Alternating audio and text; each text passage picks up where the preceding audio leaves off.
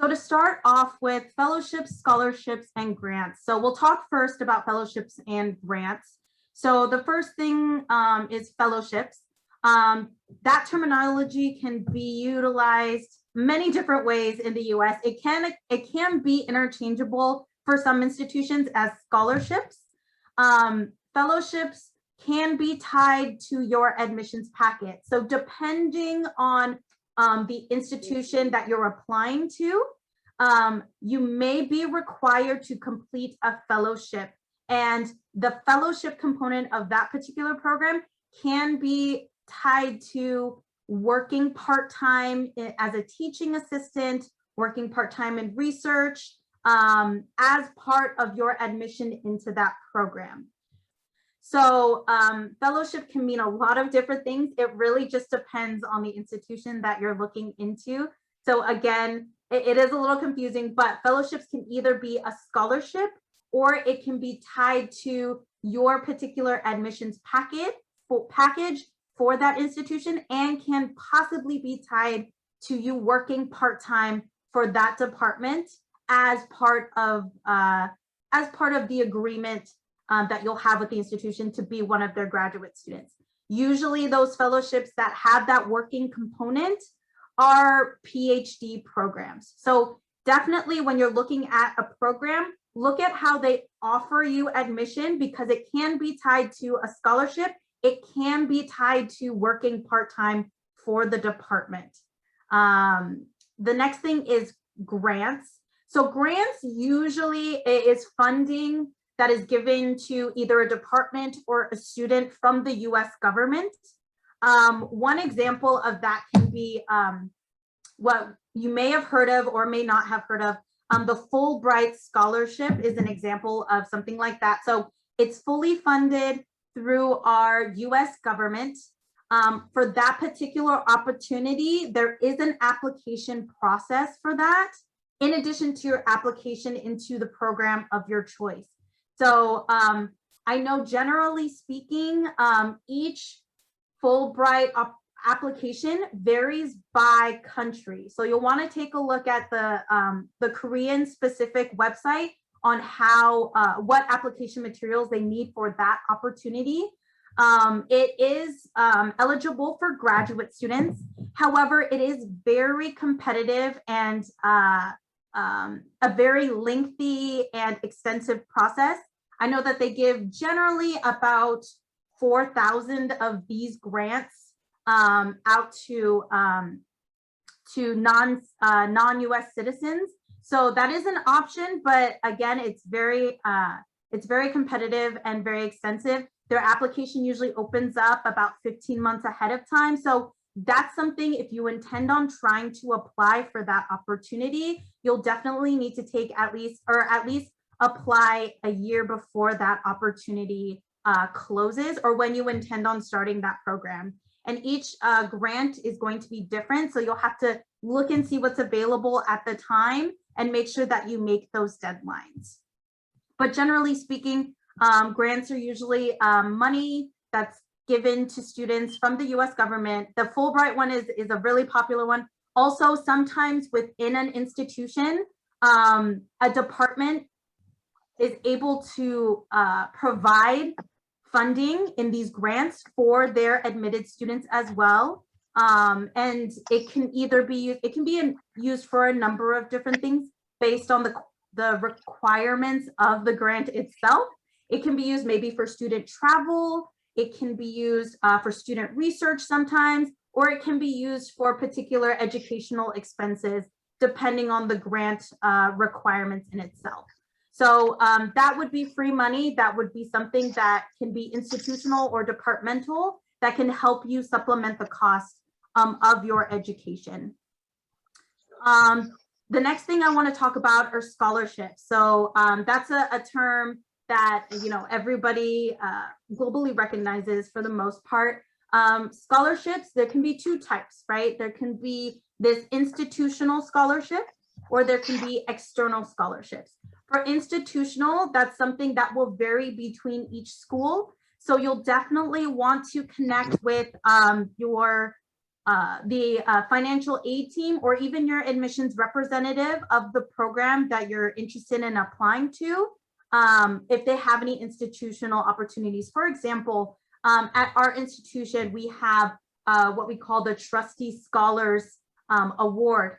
So for that award, students have to submit an essay prompt and things like that to be considered for that award.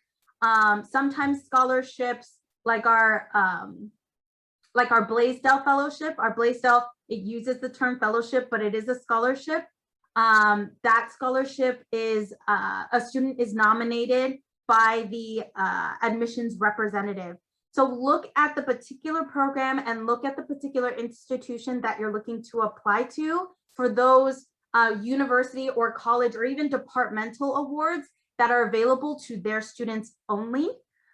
Aside from those institutional ones, we have these, we have external ones. So external meaning it will be not the institution that awards the funding, but it could be some type of outside organization or business or something like that. So as an international student, when you're looking through these external opportunities, you'll want to take a look and see what the citizenship requirement is. Sometimes they are required, US citizenship is required, and sometimes it's not.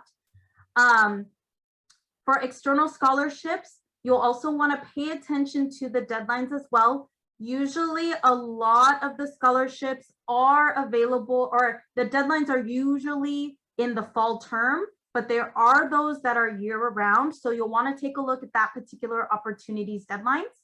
What I listed here on my slide are a few different websites. Pretty much a lot of them are search engines for international students to see if they qualify for any particular scholarship that is awarded either by an external organization or a business or for a particular field, things like that. You may also want to look at opportunities for a specific type of research. So I've seen opportunities where they're looking for somebody to, I don't know, explore diversity in STEM fields. So depending on what your interest is in studying in your master's or your doctoral program, you may qualify for a scholarship opportunity because of the uniqueness of your research itself.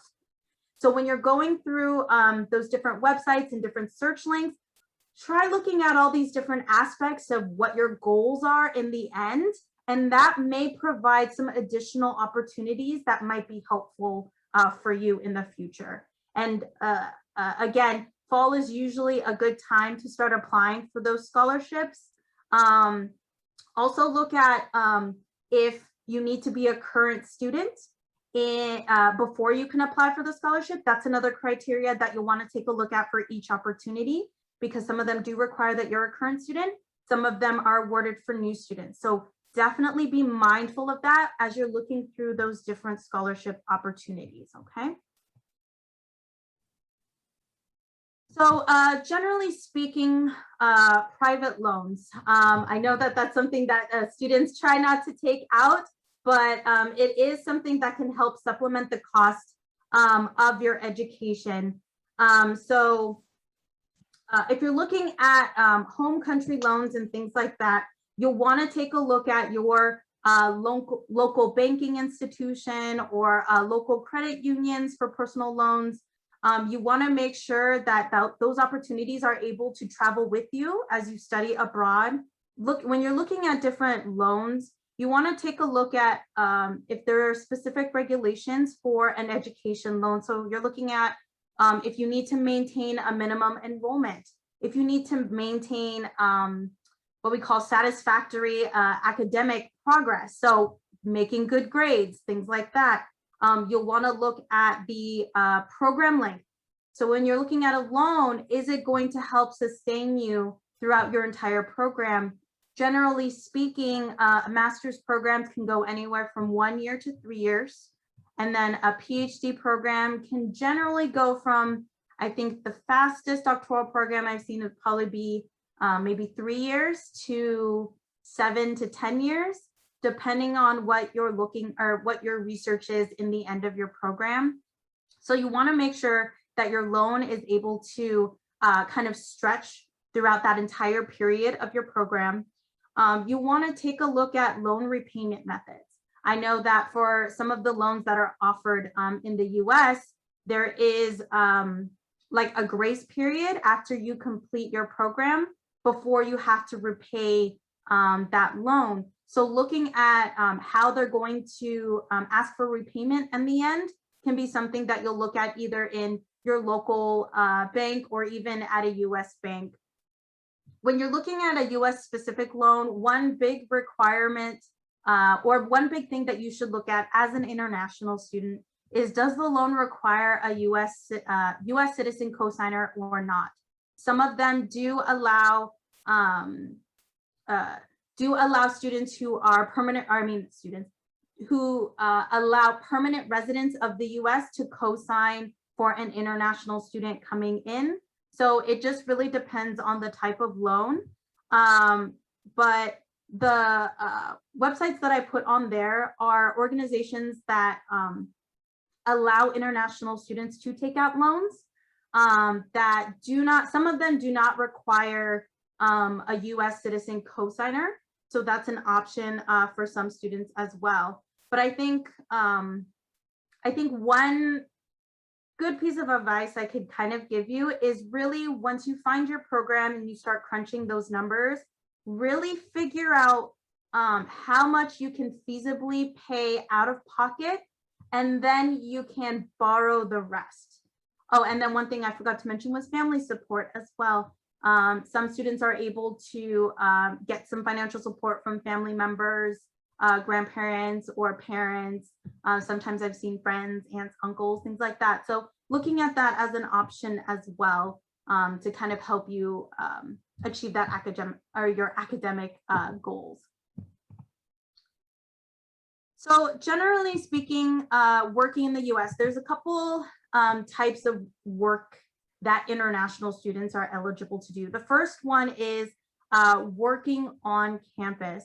So when you work on campus, usually it's more administrative work. You'll work in different departments, from financial aid to admissions to just working for your specific department, like history or English or something like that.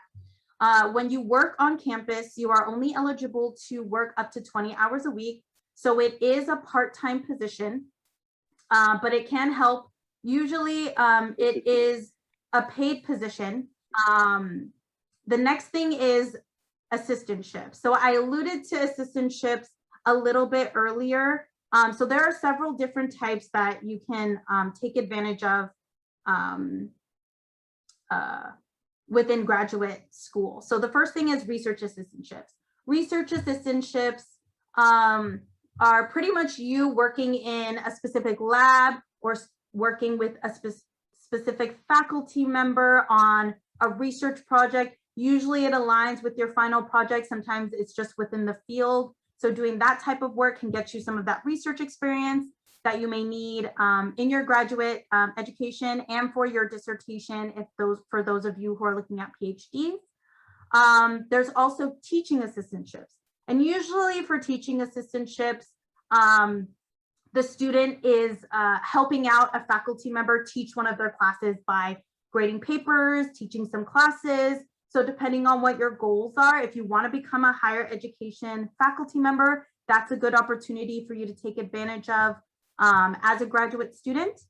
And then there's graduate assistantships. And graduate assistantships tend to be more of like a catch-all kind of term, in my opinion, where you can be doing a number of different things for the department or for a faculty member specifically, where it can be administrative to teaching to just supporting them in whatever capacity that the department needs.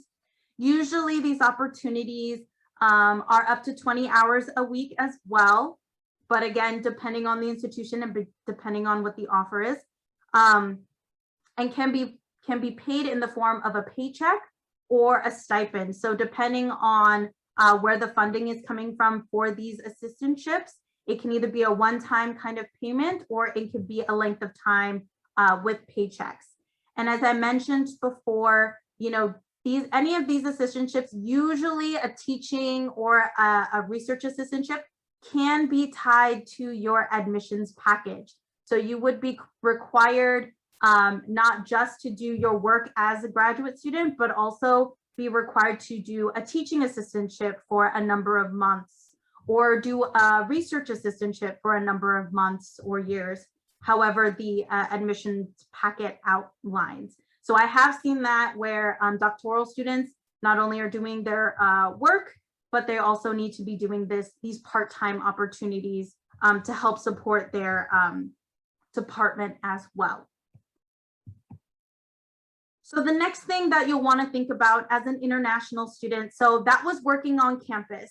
For those opportunities, you don't need any particular type of permissions to apply for and work on your particular campus, or take advantage of these assistantships on your campus.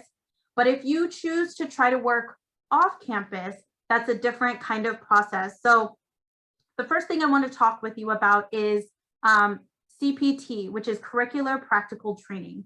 And this opportunity is for F1 students, and it will be working off campus during the course of your study. So if you are in a 2 years master's program, you are eligible to apply to work on campus, to work off campus if it relates to your course of study. It can be part-time or full-time. Just to note, for students who are in their master's or their doctoral program, if you have more than 12 months of full-time CPT, so if you work off campus for full-time for 12 months, you are not eligible for what we call OPT, or optional practical training. And that optional practical training happens after your course of study. So going back to CPT, if your particular program requires a practicum component or an internship component to complete the program, you are eligible to apply for CPT. So what you'll do is pretty much you'll work with your institution's international advisor to apply for that opportunity. Once you are approved, then you'd be able to work with that organization that you have applied for. So going to the optional practical training. So like I mentioned before, this is after your course of study, and it is optional. So you don't have to do this after you finish up your master's or your doctoral, but it is highly recommended because you'll get some of that work experience in the US after you're done with your master's or your doctoral program. Like CPT, OPT needs to be related to your course of study. So both of these opportunities, when you work off campus as an international student, it needs to relate to your particular field that you are studying in. So for example, if you are studying IT, you can't be working, let's say, in an English department or something like that. So you want to make sure that it's tied to what you're studying. For optional practical training, you are eligible for up to 1 year after the end of your program. But if your program is STEM designated, which means part of the science, technology, math types of programs, then you are eligible to apply for an extension of your OPT of 2 additional years. So if you are completing a STEM designated program, you can be eligible to work after the program for up to 3 years with that extension.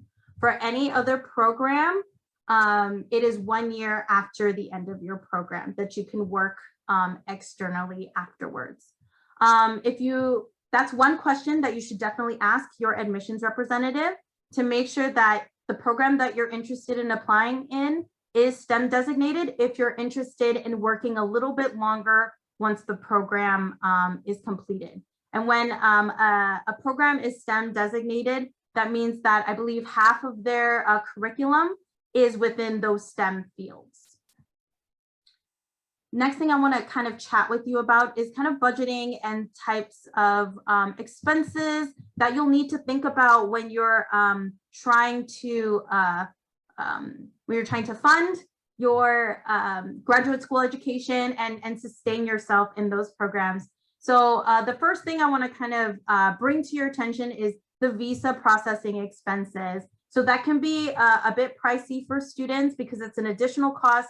Aside from the actual application into the program that you're applying to, you'll also need to apply for this visa. And for the visa processing expenses, one thing you'll need to think about are the I-20 materials. And an I-20 essentially is a form that you'll need in order to apply for an F1 visa. One thing that you'll need to think about for your particular program, one of the materials on our campus, we call it the Affidavit of Financial Support.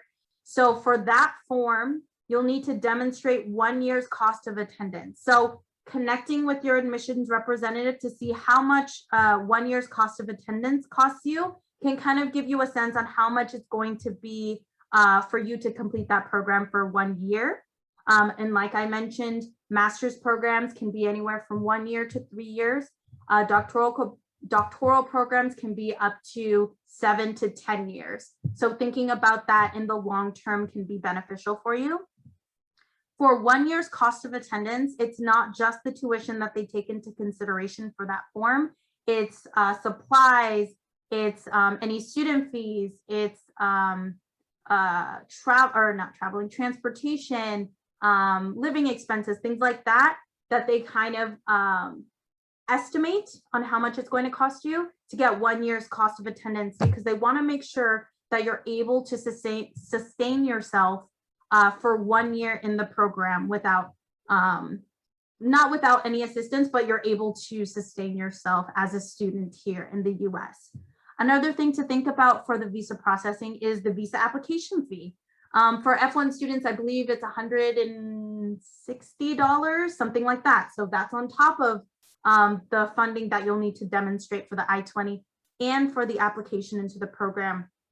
You'll need to think about that I-901 fee. I-901 fee is a fee that you pay to the government essentially to create your CVIS record number. So that's another fee, which I believe is $350 or something. So those different fees kind of add up for the visa processing. And for some students, they'll need to travel to their local consulate to complete the visa process. So that's something to keep in mind that you'll need to pay for before you even start your graduate program. So thinking about those things and making sure that you budget out those costs will be helpful to you in the long run.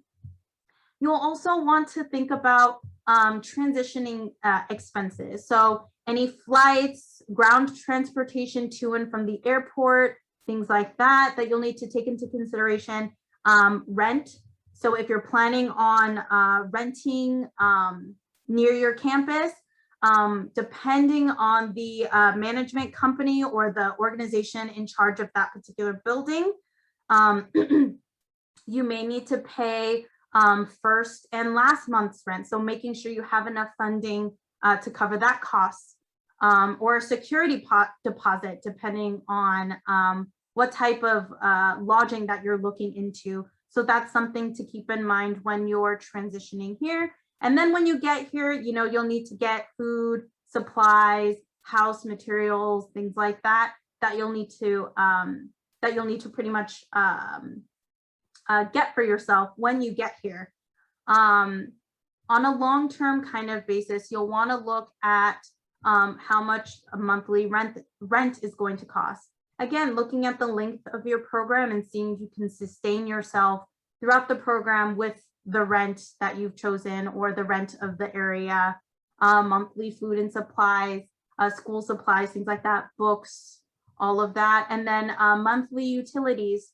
Some places don't include internet or gas or water and things like that. So looking at those different things and making sure that monthly you can sustain yourself will be really beneficial in the long run. One thing that I highly recommend students look at as well, a lot of institutions have tuition payment plans. And so that's something for you to discuss with your admissions representative if they have an opportunity like that for you.